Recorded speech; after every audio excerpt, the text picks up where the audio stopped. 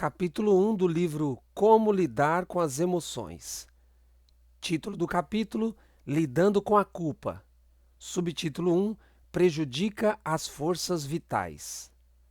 Desgosto, ansiedade, descontentamento, remorso, culpa, desconfiança, todos tendem a consumir as forças vitais e a convidar à decadência e à morte.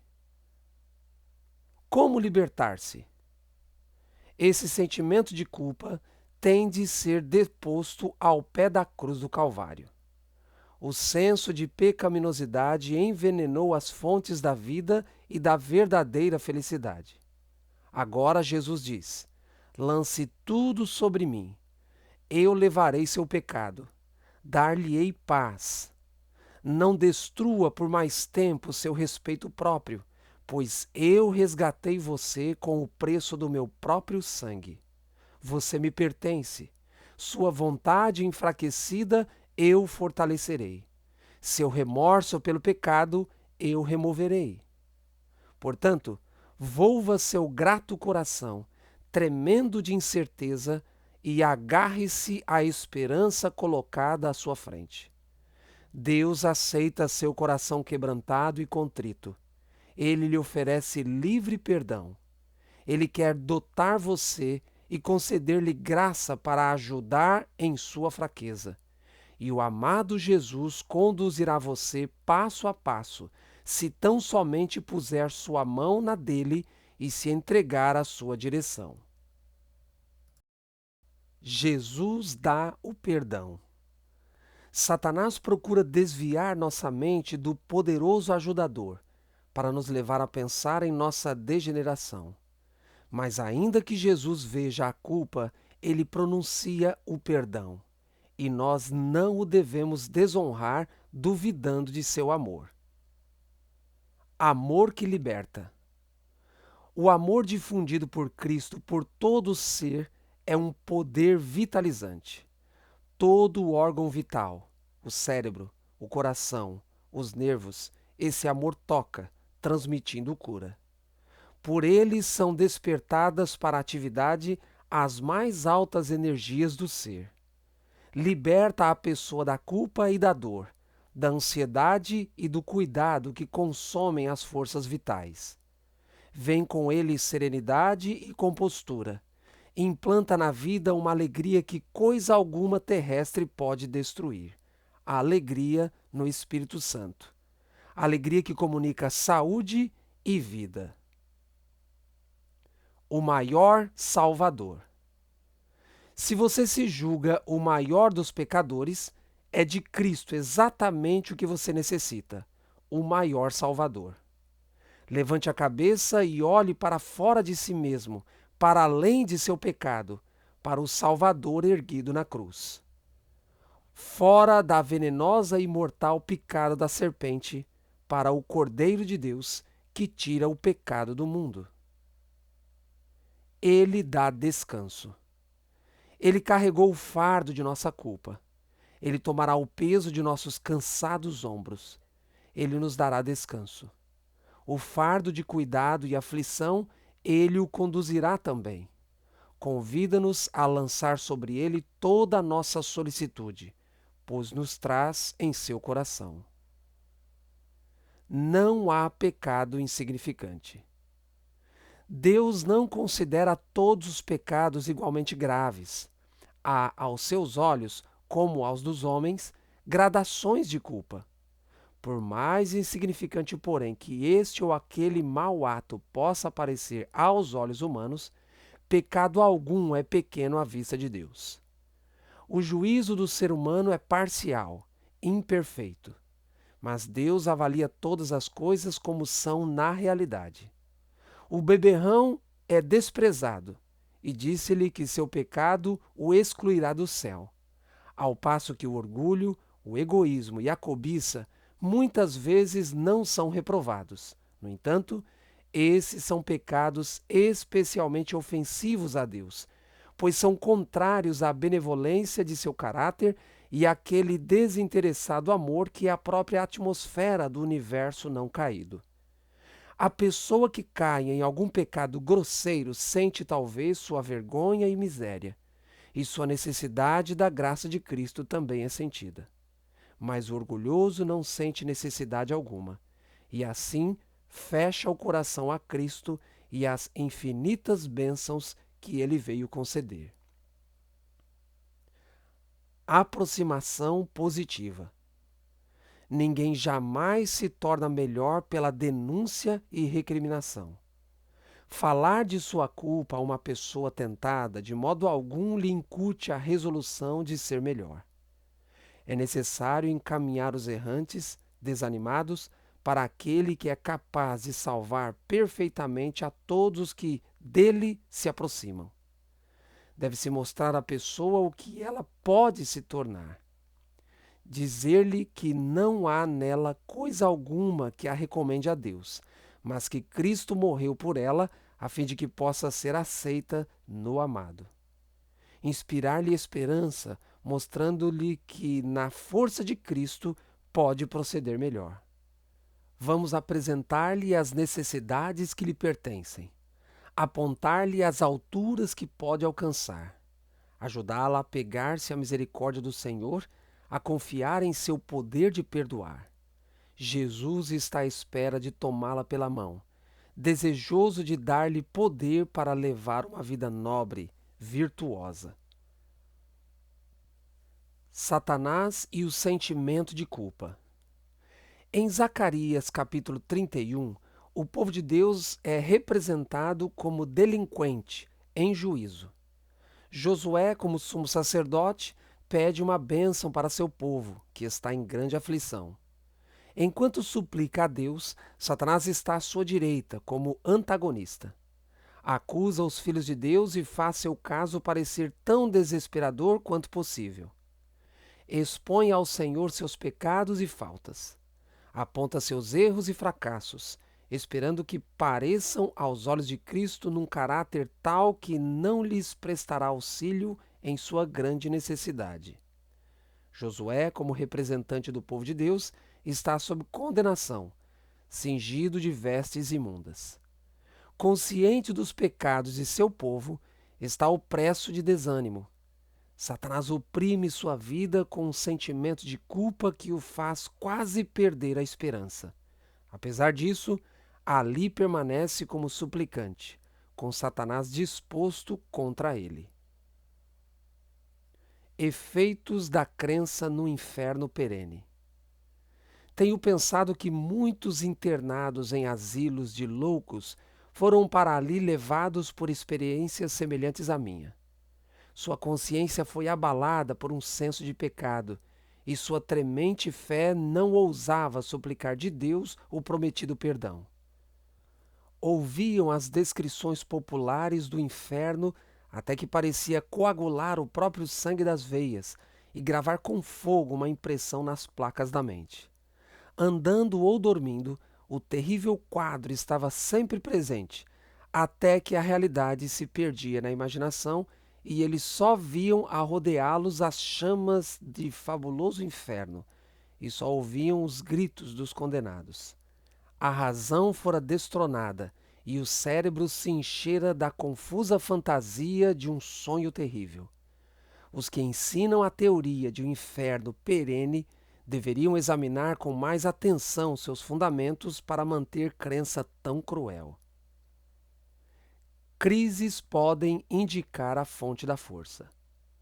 Deus muitas vezes leva os homens a uma crise para mostrar-lhes sua fraqueza e apontar-lhes a fonte de força. Se orarem e vigiarem em oração, lutando com bravura, seus pontos fracos se tornarão em pontos fortes. A experiência de Jacó encerra valiosas lições para nós. Deus ensinou a Jacó que em sua força jamais alcançaria a vitória, que teria de lutar com Deus em busca de forças do alto. Lembrar-se da graça de Cristo.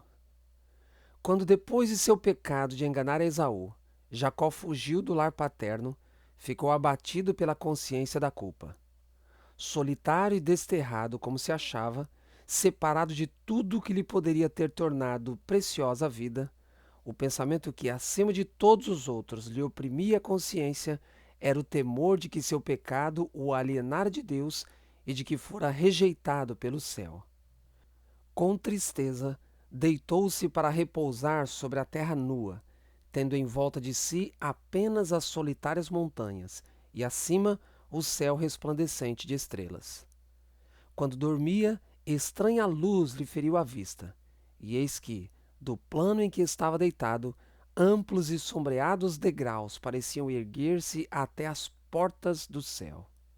E sobre eles, anjos de Deus subiam e desciam.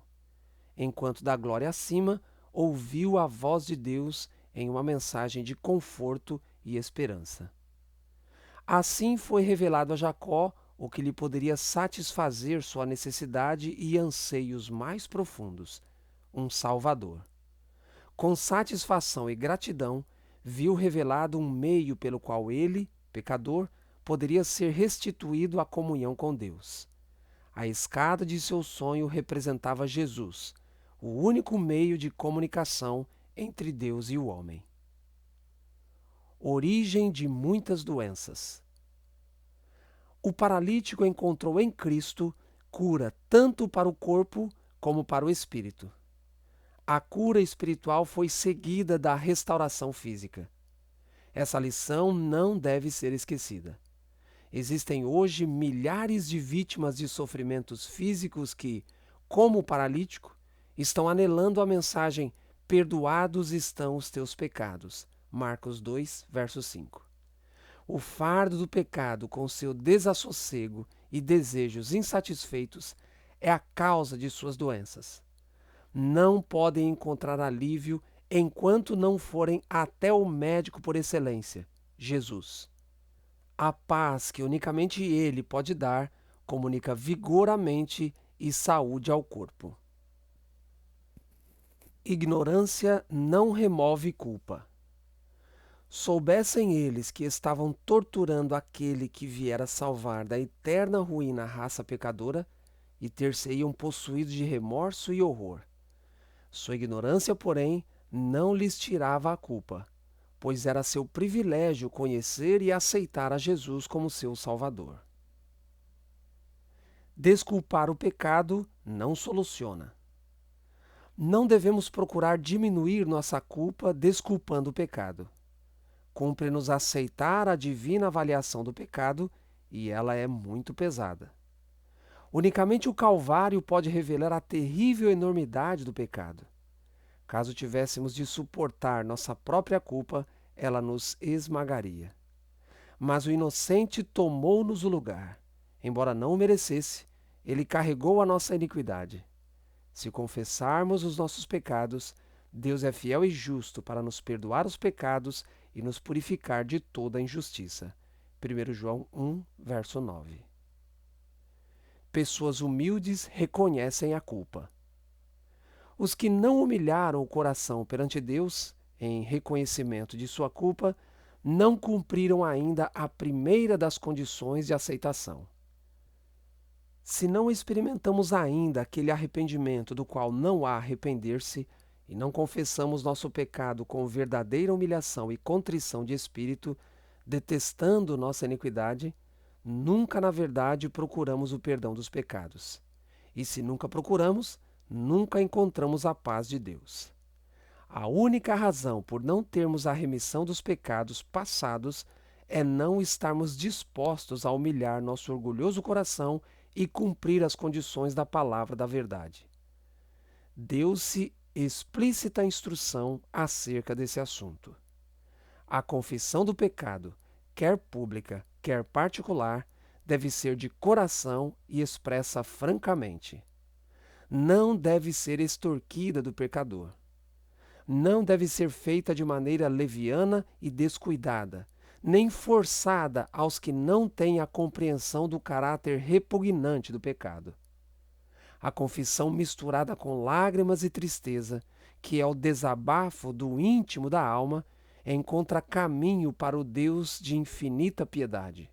Diz o salmista: perto está o Senhor dos que têm o coração quebrantado e salva os contritos de espírito. Salmo 34, 18. Abandonar o pecado é fundamental. É neste ponto que você se sujeita à condenação ao continuar pecando. Pelo poder de Cristo, deve cessar de pecar. Todas as providências foram tomadas para que a graça habite em você e o pecado se torne aquela coisa odiosa que de fato é: o pecado. Se alguém pecar, não deve se entregar ao desespero e falar como um homem perdido para Cristo. Deus perdoa a todos os que o buscam. Deus, com justiça, condena a todos os que não aceitam a Cristo como seu Salvador pessoal, mas perdoa a todos que dele se aproximam com fé e os habilita a fazerem a obra de Deus e, pela fé, estarem unidos com Cristo. O Senhor tomou todas as providências para que o homem tenha salvação plena e livre e seja completo em Cristo. Deus deseja que seus filhos sintam os brilhantes raios do sol da justiça, que todos possam ter a luz da verdade. Por um preço infinito, Deus proveu a salvação ao mundo, o preço do dom de seu Filho unigênito.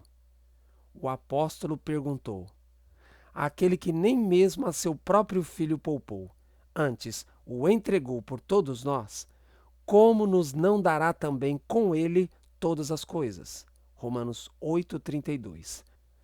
Portanto, se não formos salvos, a culpa não será de Deus, mas nossa, porque deixamos de cooperar com os agentes divinos.